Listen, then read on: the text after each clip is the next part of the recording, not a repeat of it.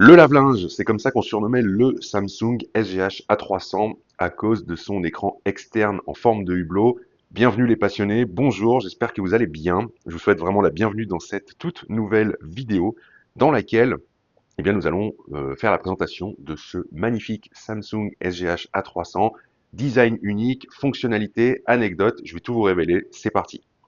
Avant qu'on démarre cette vidéo, je vous rappelle, si ce n'est pas déjà fait, que vous pouvez récupérer gratuitement votre copie numérique de mon livre L'histoire de la téléphonie mobile, 40 ans d'innovation du Radiocom 2000 à l'iPhone. Il vous suffit de cliquer sur le lien qui s'affiche à l'écran ou dans la description juste en dessous de la vidéo. Vous me dites à quelle adresse email je dois vous l'envoyer et vous le recevrez instantanément, c'est cadeau. Alors, nous allons dans cette vidéo aujourd'hui parler du Samsung SGH A300, un téléphone à clapet façon clamshell, qui est sorti à l'été 2001 en remplacement du SGH A110 qui déjà lui ressemblait énormément, hein, surtout en position ouverte. Vous voyez à l'écran le SGH A110 ouvert.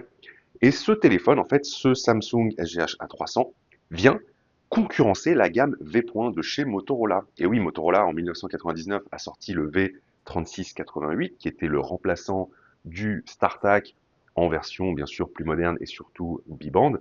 Et puis en 2000 et 2001, Motorola a mis à jour ce modèle emblématique avec le V3690 puis le V50 qui était l'aboutissement ultime avant de passer au V51. Et donc Samsung avait déjà sorti le A110 pour venir concurrencer Motorola sur ce terrain avec donc cette forme de clapet qui a très très bien fonctionné et qui a été reprise chez beaucoup de fabricants.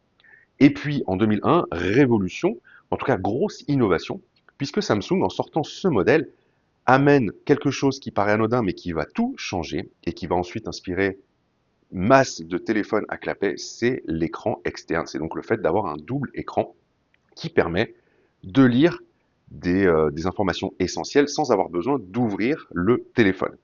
Donc, ce téléphone se positionne plutôt haut de gamme, mais pas forcément sur une clientèle de professionnels. Vous allez le voir parce qu'il manque quand même des fonctionnalités qui étaient nécessaires et même fortement demandées par des professionnels à l'époque. Ce téléphone s'adresse plutôt à une clientèle aisée, mais qui est sensible au design plutôt qu'aux fonctionnalités, même si vous allez le voir, il est quand même très complet. Je vous propose, avant de l'allumer et de vous faire la petite démonstration, de vous montrer comme toujours la boîte de ce SGH A300. Voilà comment elle se présente.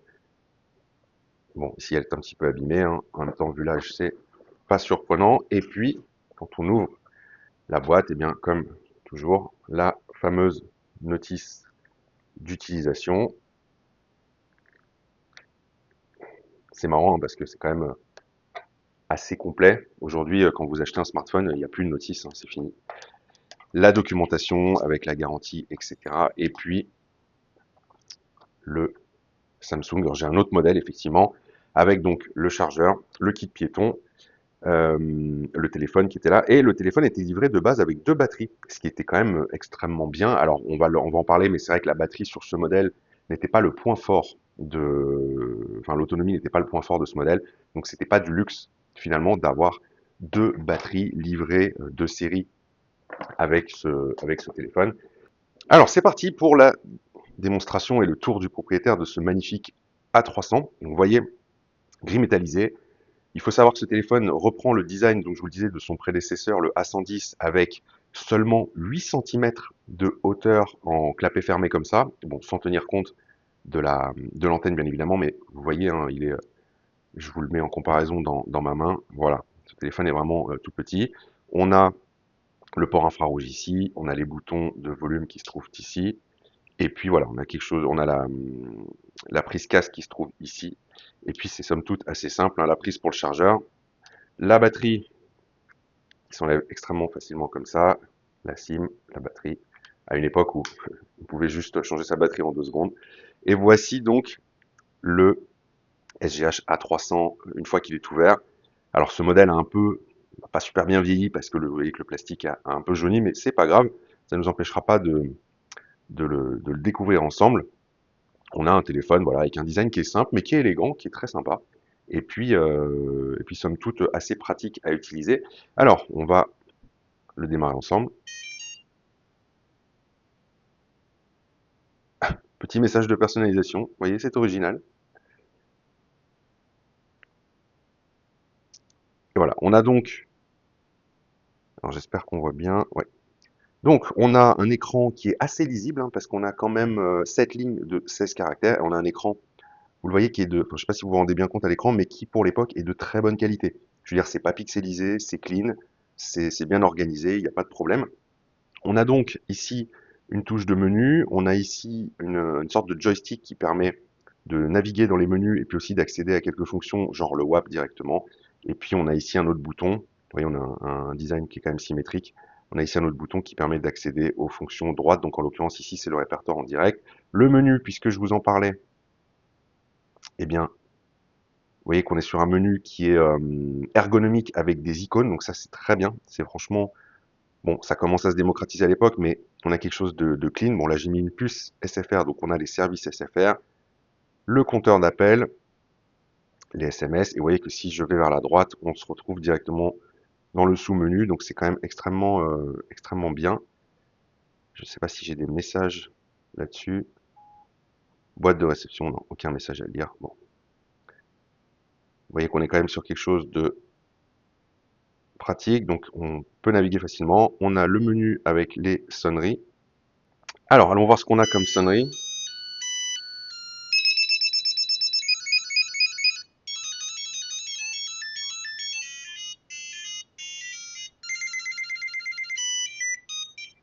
Je pense pas que c'était le fort de Samsung parce que ça me fait mal, je sais pas pour vous, moi ça me fait mal aux oreilles quoi. On a ensuite le menu de réglage du téléphone. Donc, je sais pas si vous, je me rends pas compte si on voit bien ou si c'est flou. Activer l'infrarouge, message de bienvenue, bah, le fameux message, le rétroéclairage. Bon, après on avait alors l'agenda qui pour le coup était plutôt très clair parce que alors pour l'époque, encore une fois, hein, mais vous voyez qu'on a la vue d'ensemble sur le mois, et en fait, dans ce rectangle où il n'y a rien à l'écran, eh bien, on avait les rendez-vous, les rappels, les tâches, les notes qui s'affichaient. Donc ça permettait directement d'avoir une vue de ce qui nous attendait. Donc ce qui est quand même extrêmement bien pensé pour l'époque. Liste de tâches, heure et date, réveil, calculatrice.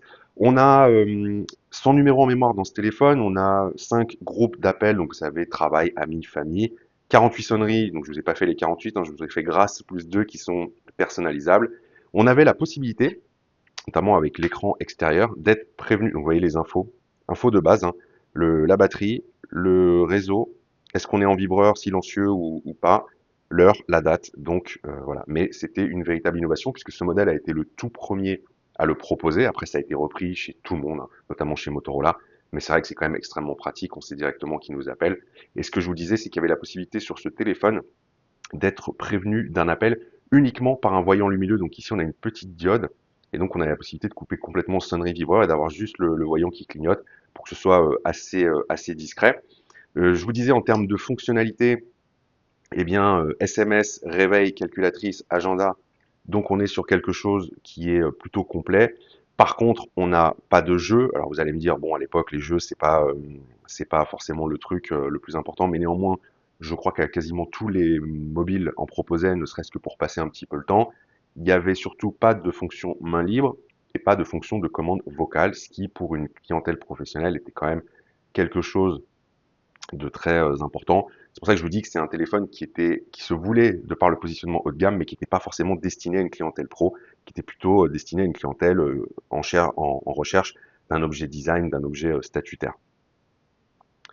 Et donc, on a le navigateur WAP, mais je vais pas pouvoir me connecter. Voilà, bon, on a eu une demi-seconde d'aperçu, puisque forcément j'ai une SIM il n'y a plus rien dessus, il n'y a même plus de réseau, il y a plus, c'est une ancienne SFR à la carte. Mais bon, vous voyez vous voyez un petit peu le type de navigation. Donc il y avait le WAP, je vous le disais, mais l'écran était quand même limité. Cette ligne de 16 caractères, eh bien pour naviguer, même sur le WAP, qui était quand même une version allégée du web, c'était un peu limite. Donc c'était pas non plus son point fort. Et je vous disais en introduction, l'autre point faible de ce téléphone, eh bien, c'est sa batterie d'origine qui était faiblarde et même la haute capacité, donc qui est un peu plus épaisse que je n'ai pas ici, ne tenait que 79 heures en usage réel. Donc ce qui est peu parce que vous avez des concurrents à cette époque-là comme le Sony Z5 qu'on a vu la semaine dernière qui fait à peu près 95 heures, donc 15 à 16 heures de plus en usage mixte pour un téléphone qui est déjà extrêmement compact. Et vous avez d'autres concurrents qui font très bien. à une époque où les téléphones, on était plutôt sur du 120, 150 heures d'autonomie. Donc vous voyez qu'on est quand même sur quelque chose de, de pas foufou. Dernière chose, deux dernières choses à vous dire avant qu'on se quitte. Le prix de ce téléphone, il était proposé à sa sortie à 2790 francs hors abonnement, ce qui fait 630 euros actuels, compte tenu de l'inflation. Et ce téléphone était disponible en deux couleurs. Donc, l'habillage global était toujours en argenté comme ça. Ce qui changeait, c'était l'habillage de contour d'écran. Donc ici, vous l'avez en full argenté. Et il y avait une version avec le cerclage doré que je vous mets à l'écran, qui était aussi très joli parce que c'était pas trop ostentatoire. Je trouve que ça lui donne un petit côté sympa et très classe, sans qu'on tombe dans le bling bling. Donc voilà, ce téléphone, eh bien, a très bien fonctionné. Il a beaucoup plu à l'époque.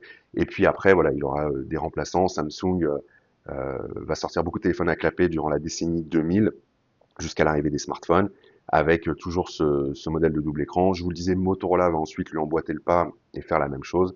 Et de mémoire, je crois que chez Sagem, chez LG, il y a aussi des téléphones qui vont reprendre ce design. Donc ça a vraiment été un téléphone qui a marqué un vrai cap dans l'histoire de la téléphonie mobile. Voilà ce que je voulais partager avec vous dans cette vidéo. N'hésitez pas à me dire, comme d'habitude, dans les commentaires, si vous l'avez possédé, si vous avez des souvenirs avec ce téléphone. Si j'ai oublié des choses, n'hésitez pas à amener des précisions comme vous le faites toujours, ou si je me suis trompé, ça peut arriver. C'est toujours un plaisir de discuter et d'échanger avec vous, et puis voilà, de partager des souvenirs de passionnés. Et puis n'oubliez pas de liker, de vous abonner et d'activer la petite cloche, ça permettra d'être prévenu dès que je publierai une nouvelle vidéo. Sur ce, je vous souhaite une bonne journée et je vous dis à dimanche prochain, 17 h, pour un nouveau téléphone portable. Ciao!